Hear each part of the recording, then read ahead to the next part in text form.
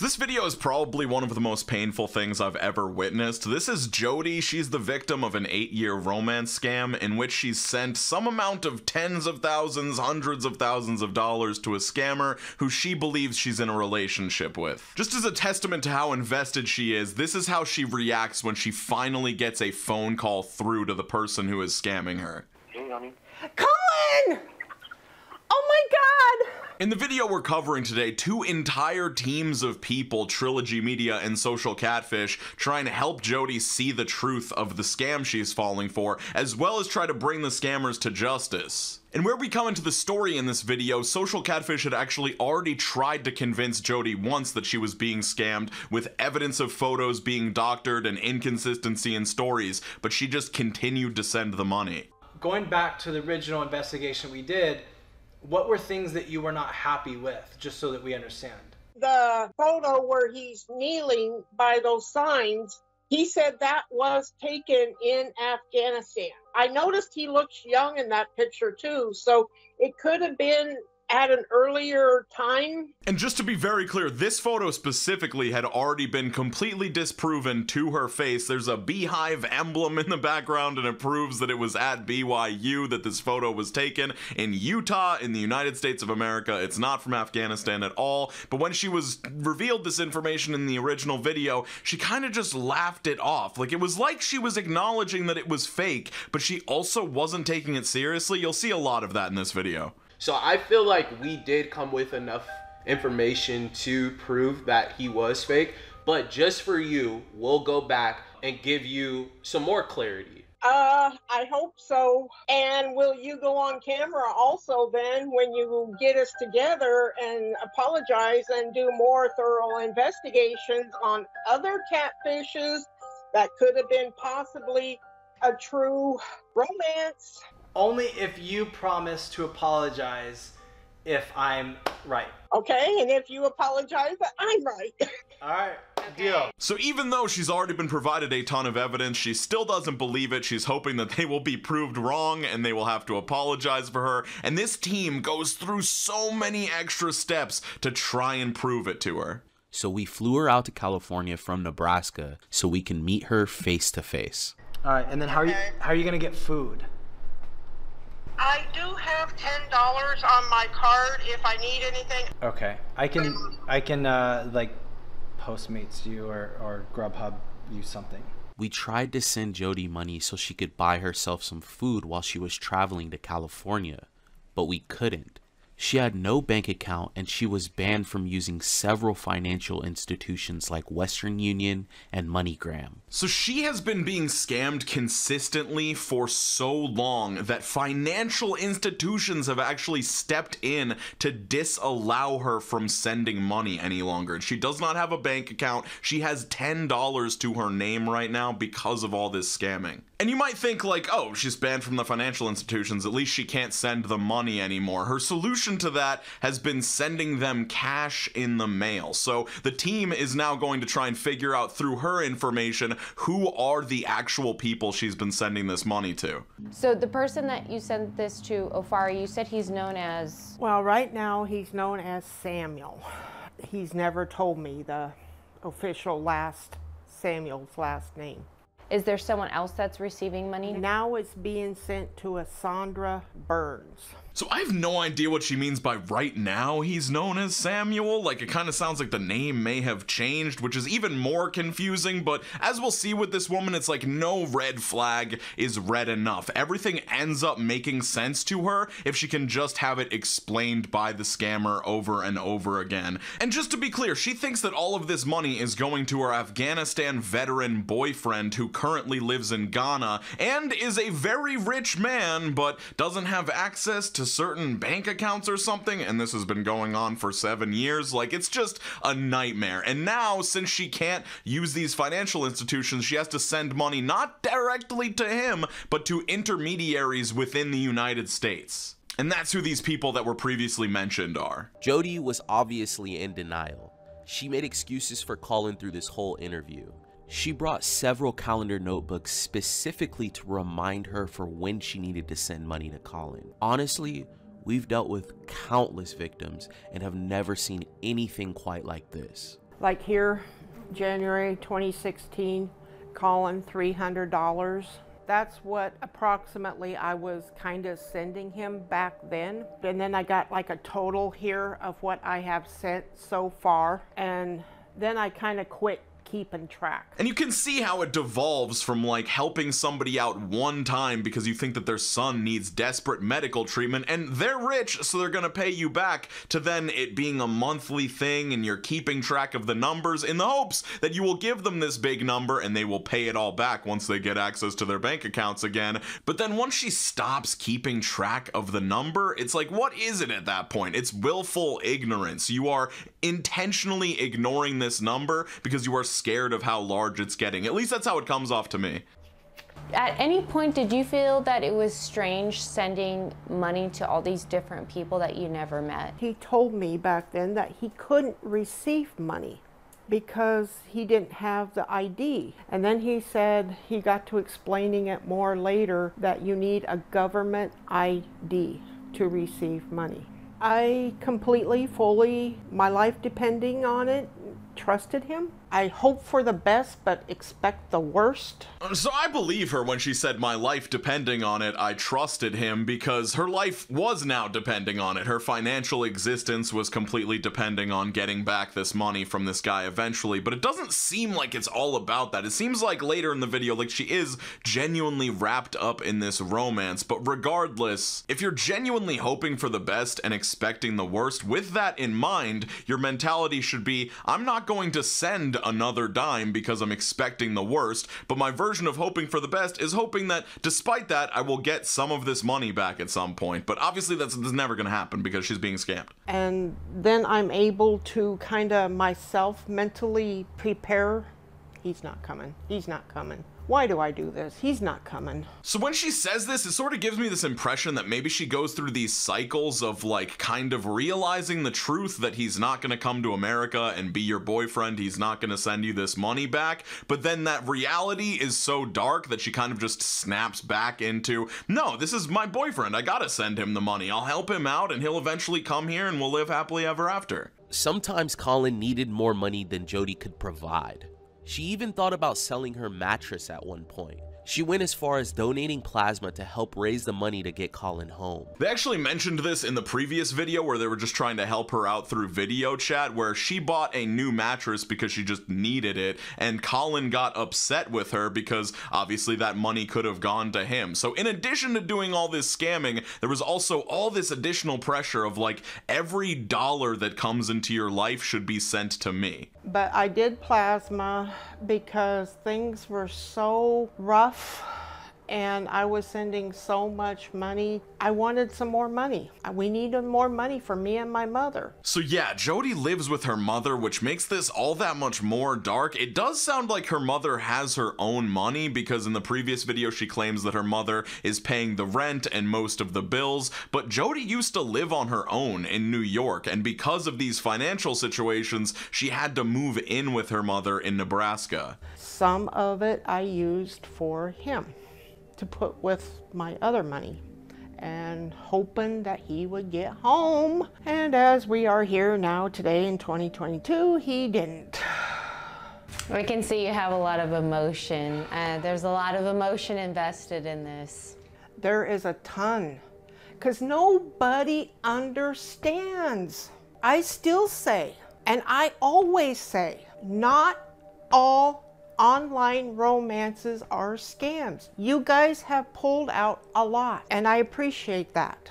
And I agree with Jodi on this. Not all online romances are scams, but this one absolutely is. Like, the second money gets involved at all, there should be red flags flying up. But hey, if it gets paid back, you know, everything can go back to normal. But when it's month after month, hundreds of dollars turning into thousands over the course of years, you just have to throw your hands up and say, like, I'm not in a relationship, I'm being leeched. At this point, Trilogy Media enters the picture, and they're just such giga-chads in this video. They're like an anti-scamming YouTube channel, and they're trying to get in direct contact with both Colin and the Money Mules to try and be able to confront them directly. I met him approximately in 2015. I had just kind of broken up with a guy, and decided to check out some online things. So I went with Match.com. Some other sites, other people more down in New York City that were doctors, lawyers, you know, very well-to-do, and they're not going to be interested in me. And a lot of them were black.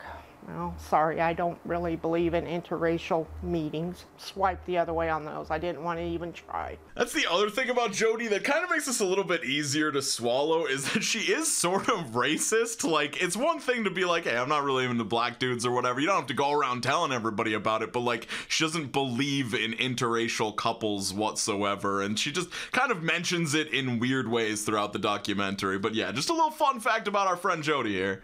I was on there for a while. No clicks, no matches, no nothing. And then I just decided to go on one night, see what was going on, and he came on. He contacted me. He offered to video chat, and at the time I had no idea if, I think I knew my computer would do that, but I had no idea how to do it. I'm the dummy there that said, no, never mind. And this is something that Jodi leans on very heavily, that she rejected that first video chat. They mention it in the earlier video, and she kind of like uses it as a justification, as like, oh, it's not weird that we haven't video chatted. It was actually my choice to not video chat. And it's like just another form of denial that like, oh yeah, this one way that we could very easily confirm who I'm talking to, yeah, we haven't done it, but it was my choice. Trilogy Media then asks her, how did money start coming up in the relationship? How does it come up?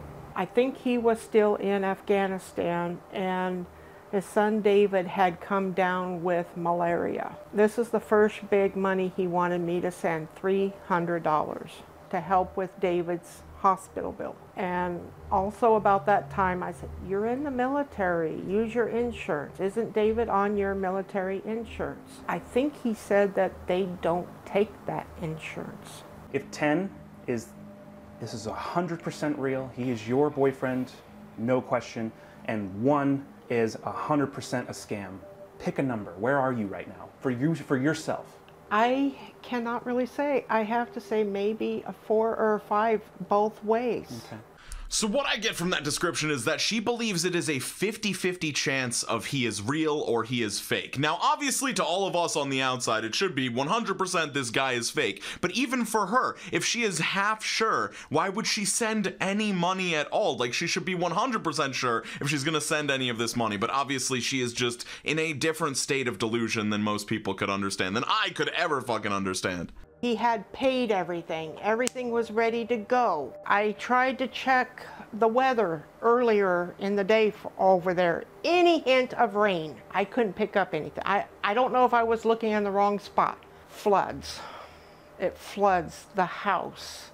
And he had these documents, gold documents, verifying on some bars he's got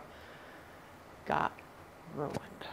Those documents were ruined, that they could not read them, and he needed new documents. And then the barrage of delays and problems on getting the documents redone, he had to start all over, and I think the price went up.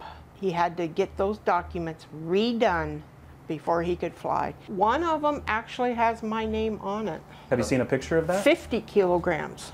50 kilograms. Have you seen a each. picture of that with your name on it? Okay. National Minerals Agency, certification of region and ownership. This is certified. No, ownership is spelt wrong. So supposedly this guy was sitting on many kilograms of gold, and he never cashed any of that in to get himself some liquid assets to be able to pay all of his stuff away with. And 50 kilograms of that gold was in Jodi's name, apparently, which would be like $3.1 million worth of gold or something like that. So everybody's set for life in this situation if this gold is real. But as they pointed out, ownership is spelled incorrectly on the certificate of the gold's authenticity. And even then, it's like, these scams are so fucking stupid. It's like, they do so much work to scam people, and it's like they don't even have to try that hard because people won't even notice a spelling mistake because they just want to believe it so badly.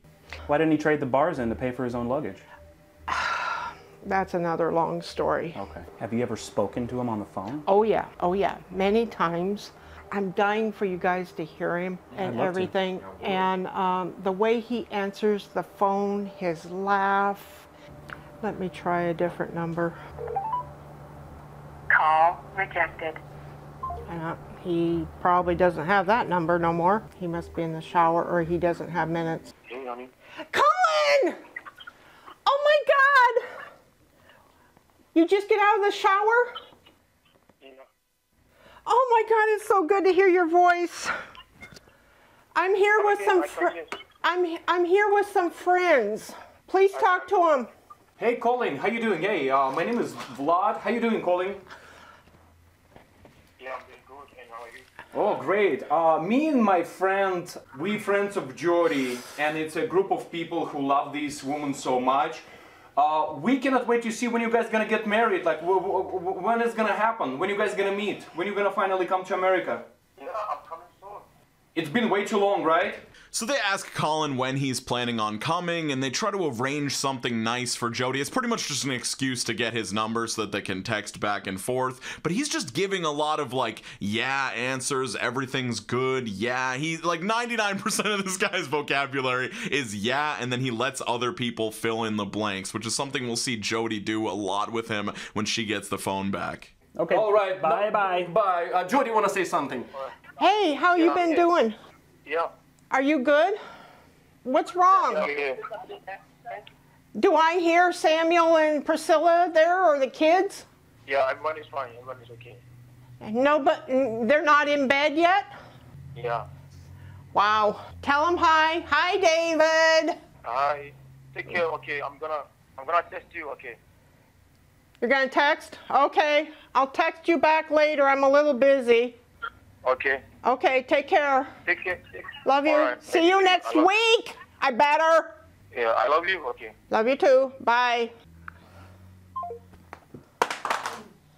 So you can see she drops the phone at the end and her hands are like shaking, like she is deeply excited from this engagement where this dude just said yeah over and over again, and she was filling in all the blanks, talking about things, pretty much talking for him. And this is like something to watch out for. Like when there are gaps in somebody's story and you're filling them in for that person, it's like maybe just don't do that. Let them explain themselves. But I'm guessing every phone call they've ever had is sort of like this, where the dude just says yeah a bunch and then says I love you. He does seem to know how to say I love you, probably because he knows it's a great manipulation tactic, but yeah, it's just fucking brutal to watch.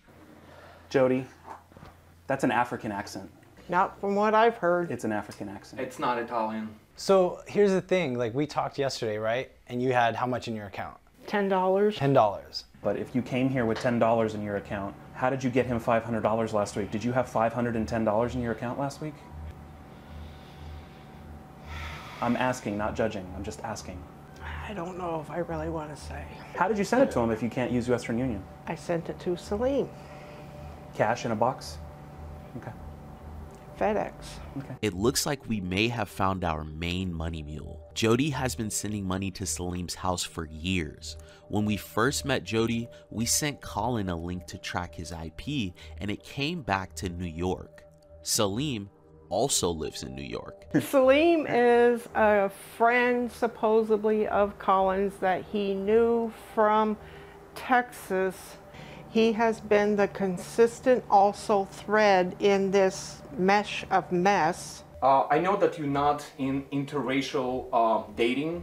What would be if you will meet your lovable person and he will be different nationality, different skin color, and he's not exactly as his picture? I don't know.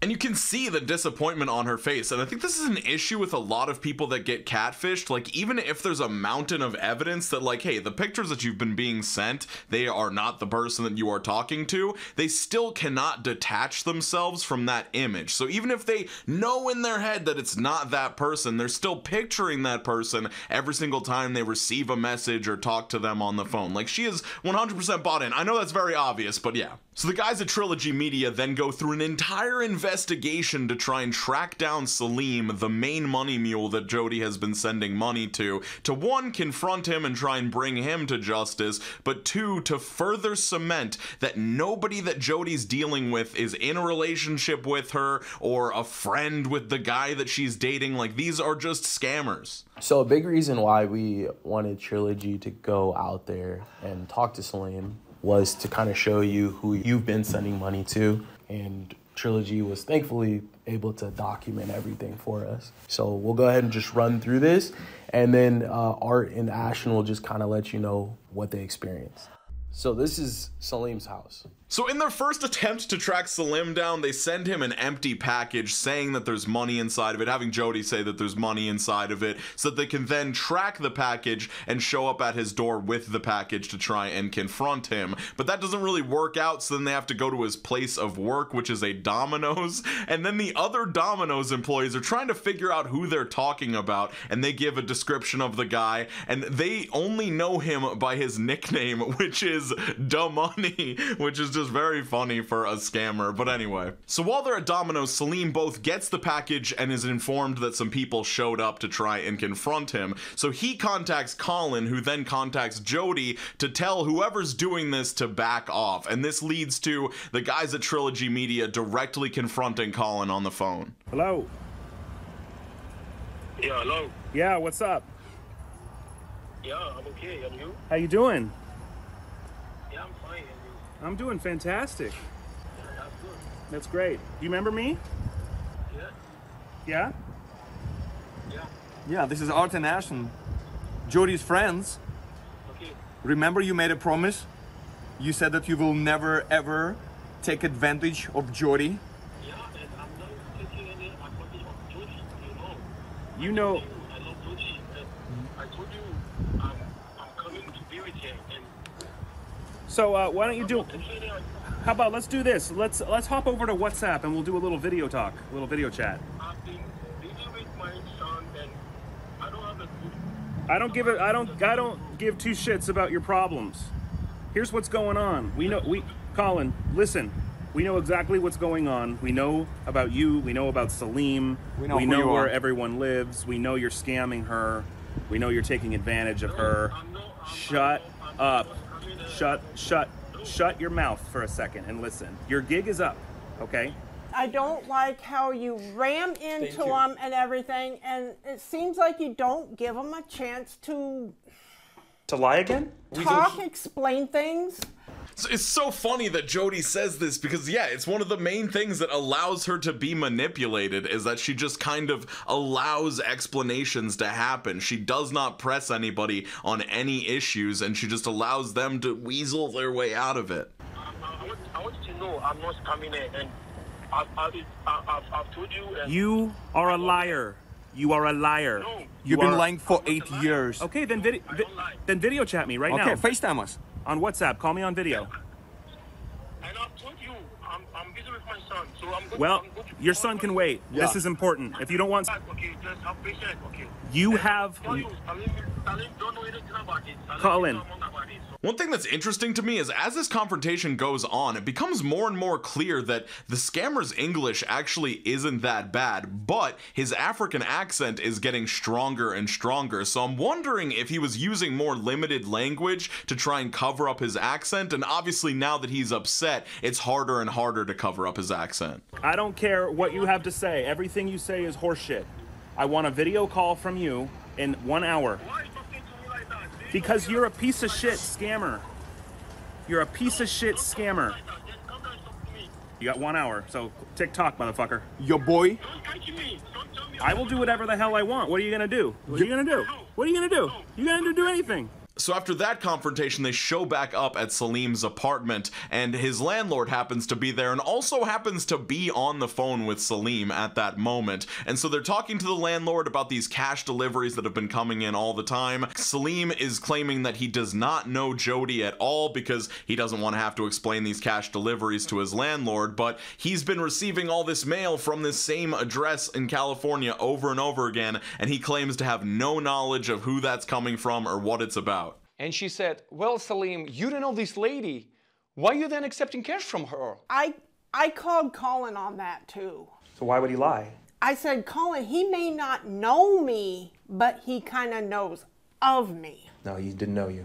He claimed no responsibility for that package whatsoever, even though it had his name on it. So then he gave us his number, and we called him immediately after, and then later that day, and he disconnected his phone. You said you don't believe in interracial relationship, right? His accent, his associates, everybody from Africa. His roommate from fucking Africa. He has accent, Salim has accent, and your boy, Italian accent. No, it's an African, Ghana, Nigerian accent. I haven't really detected any Nigerian accent. Come on, Jodi. Come on. They've been... I love the just collective, come on, Jodi, come on from the room. Like, everybody has the same exact bodily reaction at the same time. Like, it's so hard to sit face to face with somebody like that and just have them be in full denial. in this business for a decade. And they know immediately when they heard the accent, oh, that's the dude is from Africa. We heard these as independent, nothing to do with them. We're like, oh, this dude from Africa. So everybody around you understanding the whole picture except you. Only you can fix this. We cannot convince you to anything. We're showing you Santa Claus is not real and you're arguing with us. Like, the accent part and some of this, I am seeing more. The amount of pushback Jodi was giving us just didn't make any sense. She says she's starting to see it more, but I feel like she's just saying that to placate them. I feel like nothing is actually changing in her mind as she's hearing this information. She had been sending Salim money for years, and he claimed he didn't even know who she was. And she still hasn't video chatted Colin. So we decided to hop into some of the information that we were able to pull. We're just going to go over some of the pictures because we have way more evidence. This image has been found all over the internet. It's been used for many romance scams. This is the same exact document, same exact address. Here, they're using the same information. They're using the same templates, and they're just passing it around with each other. So, like, once again, just initial completely damning evidence. Like, these are very common documents. They all have the same dates and addresses, and they're just being passed around by different scammers to scam people with, but, like, it will never be enough information. Did you have any questions about that? Not yet. Colin's using this man's image, but he's also using this man's image. So he's using two different profiles. So that's one very important piece of information. They've been sending pictures from two different guys. Like, these are clearly two different people, so you can't be two guys at once. So obviously there's an inconsistency there. All of the photos that you've been sent are literally the same photo, which is that original one down there that's tagged. I think it's from about 15 years ago. So if this was all real, why would he have to send you a fake photo? I don't know if he realized that I noticed it was fake. Whether or not you noticed it, why would he do it at all? So yeah, that's such a confusing statement from Jodi. Like, oh, I don't think he realized that I knew that it was all the same picture. It's like, that doesn't matter at all. He's using these same pictures because he's trying to scam you. Like, it doesn't matter if he knows that you know that he's faking you out. I don't know. He was just trying to give me an updated photo, and I picked up on it because of some other things I have seen about pictures that look fixed. I don't know what happened on that. Why, how, who, what. What's your gut telling you, though? I mean, have you ever sent a fake photo to somebody? The photos, I have not been too sure until that photo. His other photos have looked fairly real. Every single photo he sent you is photoshopped from that photo. That one don't look like it. Look at his face. It's the exact His face is in the same exact position and with the same exact hat. That, to me, that don't mean anything. To me, that just means he likes that hat, and that's a... It's the same face, Jodi. Like, the hat is in the exact same position. All the teeth are exactly the same. The eyebrow raise is exactly the same. Like, this is not a similar face that he makes. It is the exact same image down to the fucking molecule and the shadows on his face. The angle of the photo. Look at the wrinkle on the cheek. Look at the smile. Look. It's weird. The amount of photoshopped photos Jodi received was absurd. In our first interview with Jodi, Lenny was able to find Colin's son David's photo on a stock website. The original photo I have is a picture of a young man. It's a stock photo. So it's a stock photo that they would use in hospital clinic ads online. It would be used for drug advertising, different things like that, anything hospital related. So she was shown already a year ago, before they even met in person, that this photo of his son allegedly was completely photoshopped, just a fake image, and it still was not nearly enough information for her to stop. I have tried to talk to him more about video chatting, and he says he's going to do it. He has said before that when he goes to the airport, he has kind of showed me that Ghana is not a very caring, helpful country. So this dude is literally like, yo, I'm coming to visit, I'm gonna come through, and then he gets to the airport, or he pretends to be at the airport, and he's like, oh man, I can't get on this plane, they won't let me leave. You know Ghana, you know, everybody's so unhelpful, they won't let you take a flight. You haven't video chatted your boyfriend, and you don't even know what he looks like, other than the photo that you know is photoshopped. I have How does that no make sense? idea. I have no idea. Jodi, you've seen all this, right? We've shown you the photoshops. We've shown you the money mules. Salim is taking your money every single month.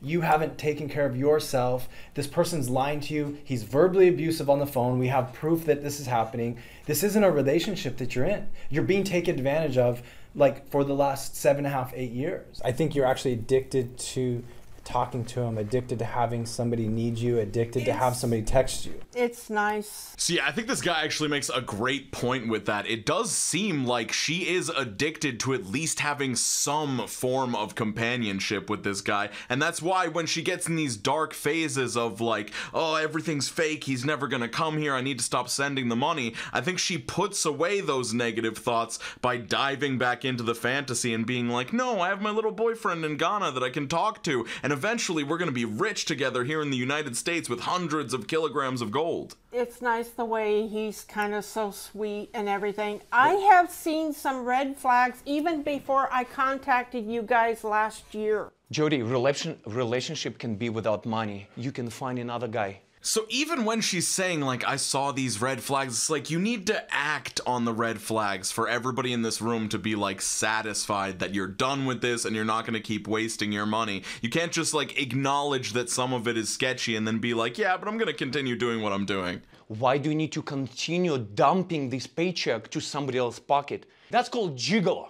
You pay for this guy. You hire a guy who is dancing for you, but you don't even see his naked body. What is this? What is this? What kind of freaking relationship is this? It's crazy. It's a nightmare. You need a real friend. So this guy hit the nail on the head. She is paying for a boyfriend, and she doesn't even get any of the benefits that usually come with some sort of paid spouse situation. I bet the black guy at your church is real nice, too. I don't even like looking at him. Well, that's... Okay, I'm gonna... Because he's from Africa and everything, and it's... Drew's in the room. I've been and black like, the whole time. What about Sean? Yeah, we got two black guys in here. Yeah. Drew is... What? He's a sweetheart. God, it's just so fucking awkward, dude. She's like, no, he's fucking African. I'm obviously not gonna be interested in that guy. And it's just like, bro, anybody but this scammer. Like, we don't even need to, like, fixate on this thing. It is weird, everything you're saying, Jodi. We really don't like it, but, like, what is going on? During some of this thing, like I said, I have been picking up more on his text and wondering about the language thing, because he kept saying, don't go and talk to those guys who threat me.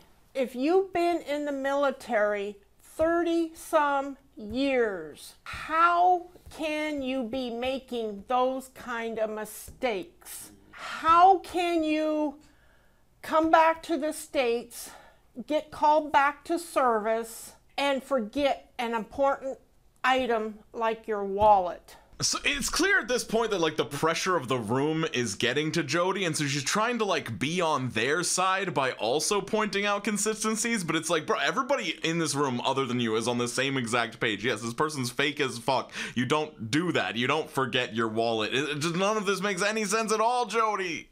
The real man in these photos was not Colin. He is a man by the name of General Hank Taylor. He has nothing to do with this scam. His images were stolen to dupe Jodi out of money. This is Major General Hank Taylor. This is the man in the image that we had identified in the report. As you know, August 14th, we began this evacuation operation, which really is exactly 1 week ago today. Since then, we have rapidly deployed thousands of troops into Afghanistan. Our footprint continues today to stand at approximately 5,800 troops on the ground, continuing to provide and secure the Kabul airport to allow for evacuation operations. So this footage is wild. She is watching the guy who she's had pictures of talking, and it is clearly, obviously, like she's not dating this general. She can at least put that much together. It's actually kind of impressive for how deluded she is, that she does seem to know that, okay, like this general guy is not actually the dude I'm dating. As you know, these troops were both pre-positioned in the CENTCOM AOR, as well as deployed from the United States. Then, as forces steadily flowed in, we successfully secured the Kabul airport. That's him. If you recall, the situation just... This has been a long, hellish nightmare of over around 7 years. He has called it a dream or a journey. I have told him to quit it. It's not a journey, it's a nightmare.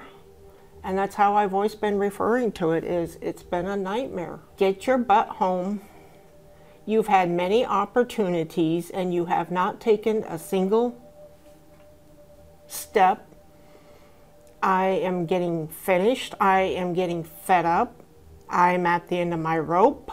This is so hard to watch because it's like she's so invested in it, and she's once again doing this thing of like, no, yeah, this has been a nightmare. Like, that's what I call it in my life. This has been a nightmare. But then she switches right back to like, but just come home. Like, that's actually a thing that's going to happen, and that will make everything better. And then at the end, the language that she's using, once again, she's like, I'm getting fed up. I'm getting to the end of my rope, implying that she is not quite there yet. Like, there's still a chance that this could turn around. But man, if she keeps happening, she's gonna be done. And the documentary ends on this statement. Jodi unblocked Colin a few days later, even after understanding that Colin was using General William D. Hank Taylor's photos. That's the longest fucking name ever, holy shit. Unfortunately, our values just don't align with Jodi's, and we will not continue to help her. Salim's landlord evicted him from his apartment, but he still continues to receive money from Jodi. So yeah, even if there wasn't any like weird racist stuff coming from Jodi, I feel like it would have been useless to continue to help her because she's just not getting it. She doesn't want to get it. I think that's like the main thing, is that there are some things that she wants to believe because somehow her emotional existence, it's like easier to just believe it and not question it and just live in that world. And so she's stuck there. She will continue to be there. And I feel like there's an important lesson to be learned from all of this from Jodi, you know? I feel like this happens a lot in life where there's some logical answer that makes a lot of sense and all the timelines add up, but then there's an answer that makes us feel good and we kind of go in that direction. I feel like it happens a lot with people who are getting cheated on, like they're ignoring all the red flags, or somebody's enabling a family member by like giving them money when they're using it on bad stuff, or just wasting it, or whatever it might be. So yeah, just trust those red flags, and you don't always have to make rash decisions, but if you're continuing to make a decision that is hurting you, and there's some logic that points away from you having to do that decision anymore, and it would actually be really cool if you stopped doing it, maybe stop doing that thing. You know, that goth girl online that seems really into you and wants to know where you were September 14th, 2015? She's not a goth girl, she's an FBI agent, and she wants to arrest you. Anyway, stay hydrated, skate on to the best of your abilities, and I'll see you super soon. Thank you to the channel members. Peace out. My brain is Swiss cheese right now.